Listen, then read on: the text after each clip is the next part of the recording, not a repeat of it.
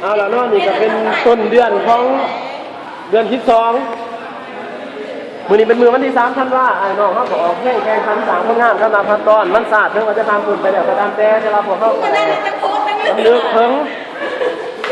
มันศาสตร์แล้วออกให้งานนี่มีความรู้สึกแนวใดในพบหอกมันศาสตร์เนาะพบหอก39ปีนี้มีความรู้สึกตื่นเต้นแนวใดซื่อเฉยรู้สึกเฉยมาผลของการปฏิบัติตาม39ปีผ่านมานี่บ่มีผลกระทบกระทั่งต่อเจ้าเลยแม่นบ่มะนาวแน่แต่ยัดติดคุกมะนาวโอ้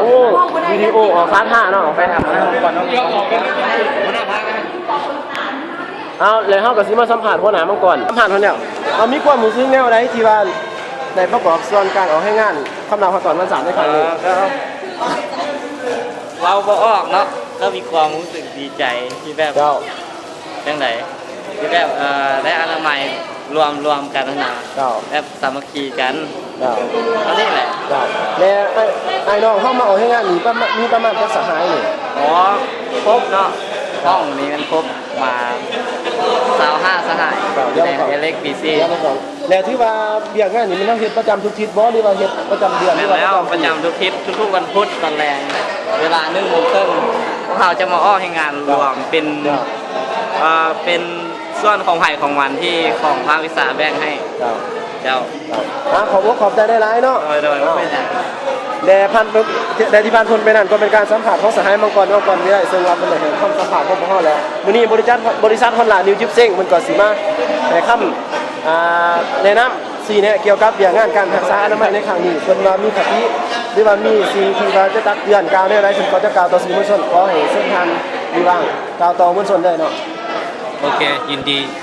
ที่ได้มาของความดีใจหลายและไอ้น้องเฮานี่มีความหหันหลายปานใดในการเฮ็ดเวียกในครั้งนี้คิดรายสิเวียกประมาณจักเปอร์เซ็นต์หวังว่ามีความเฮาหันเกี่ยวกับในการอนามัยประมาณ65อ๋อ65ถือว่าขาดไม้ได้เดือนไหนหลายปานใดเนาะแต่พวกเขาก็จะสู่ส้นแม่นบ่ไก่ทอดอ้าวการอนามัยยังบ่ได้สุดได้ก่อนเลยเพราะว่ายังนั้นเลยยัง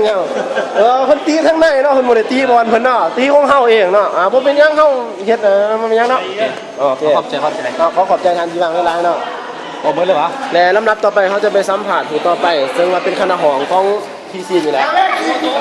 เอามีความรู้สึกแนวใดในการสิทำสัมภาษณ์ในครั้งนี้เนาะ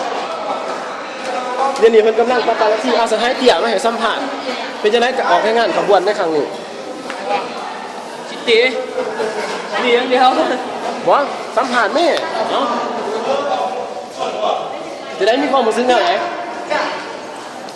ว่าเขาจะไปอนามัยต่ออนามัยใส่เอาเดียวทิมโอ้สิไปทิมไม่ใช่เหรอบัดนี้น้ำมันพอก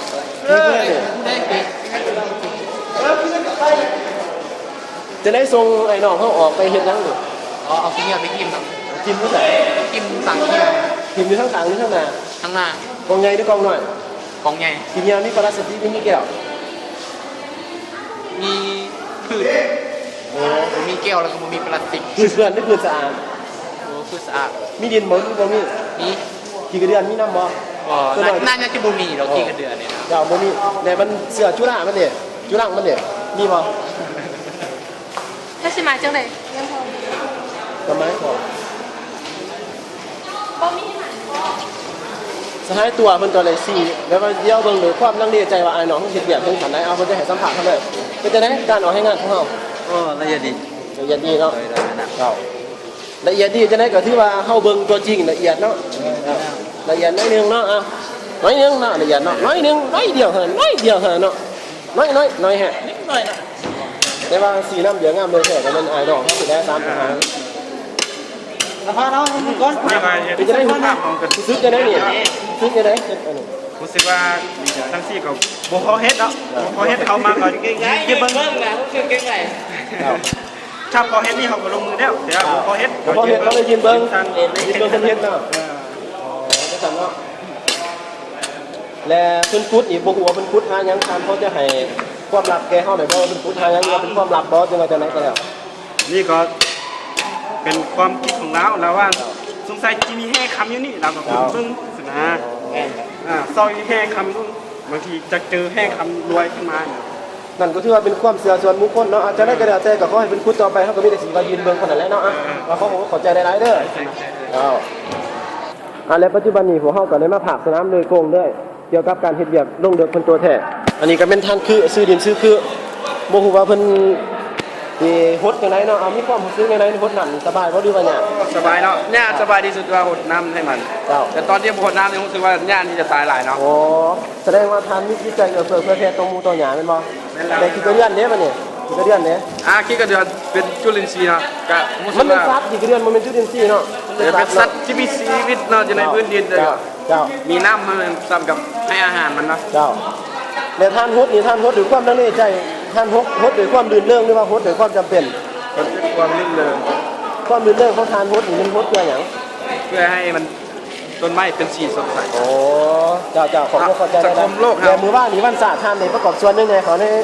ขบวนวันสร้างตั้งสถาปนาสปปลาวเขาว่าเป็นประเทศสาธารณรัฐประชาธิปไตยประชาชนลาวผมขอ30 ปี39 ปีท่านได้ประกอบส่วนยังไง โอ้หลายอย่างเนาะมันจื้อบ่ได้แล้ว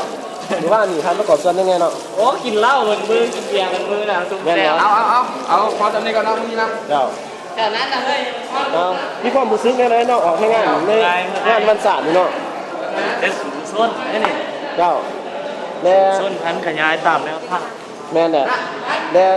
มือวันศาสตร์ว่านี่ท่านได้ประกอบส่วนยังไงเขาในวันสร้างตั้งวันอันมีคุณค่ามีคุณงามความดีของพวกเฮานี่ วิตาดิน เจ้าเพราะว่าเพิ่นได้ปลดปล่อยเฮามีความมวลซื่นเนาะในเฮาขุดดินนี่เฮาขุดเพื่อหยังนี่ เพื่อเฮ็ดให้มันง่ายเราเฮ็ดให้ดินนะแต่มีการดีนะดินที่มาอยู่ข้างหน้าดิน เจ้า เนาะ เจ้า มันจะแบบว่าเฮ็ดให้ฝุ่นอยู่เทิงนะ เจ้า ลงไปสู่หากของมันเนี่ย โอ้ เฮ็ดมันจะเจริญเติบโตนะ แล้วก็ให้มันเก็บน้ำได้ดีเนาะบ่ให้น้ำมันไหลไปหม่องอื่นเนาะ แม่น แล้วดินนี่ท่านคิดว่าเป็นดินเหมาะสมกับพืชชนิดนี้บ่หรือว่าเป็นดินเหมาะสมกับพืชต้นไม้แนวใด มันบ่ดินแบบนี้เป็นดินแดงเนาะ เจ้า ถ้าสำหรับพืชไหหมากมันบ่สามารถขึ้นเลย เจ้า แต่ว่าพืชดอกไม้ก็ยังบ่ค่อยงามปานใด เจ้าและ สภาพอากาศก็อยู่ในตึกเสา เจ้า ถามว่าเป็นดินกู้ปุยแห้งคิดว่าต้องงาม เจ้า ดินมันเป็นดินแข็งดินเนี่ยดินต้ม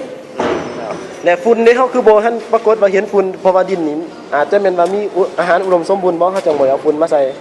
บ่ท่านมีงบประมาณ เนาะ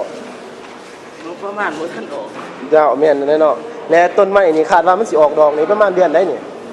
ต้นอันนี้มันบ่มีดอกมีแต่ใบ โอ้มันจะบานเนาะมันจะบานได้ดอกมันจะบ่มีแม่นบ่โอเคคันดอกเพิ่นว่ามันจะมีแต่แถวนี้ นี่คือดอกอันนี้ขาด ตัวนี้เขาเอิ้นดอกยังนี่ ขาดธาตุลิเตอร์แต่ละธาตุไก่อ่อน เฮ็ดให้พื้นมีลักษณะ บ่มี ถือเผาแห้งเนาะ แต่ก็บ่มีธาตุสีเขียว แต่ขอบอกขอบใจหลายๆที่สัมภาษณ์ท่านจดาวันคำพงศรีเพิ่นก็ได้ให้ข้อมูลเกี่ยวกับการปลูกพืชอยู่ในสวนของภาควิชาอิเล็กทรอนิกส์ของพวกเฮาแล้วก็ถือว่าเป็นข้อมูลอันดีเพราะฉะนั้นพวกเฮาก็จะสืบต่อพันธุ์ขยายต่อไปในครั้งต่อไปขอจบในการรายงานข่าวเพียงเท่านี้ขอขอบใจ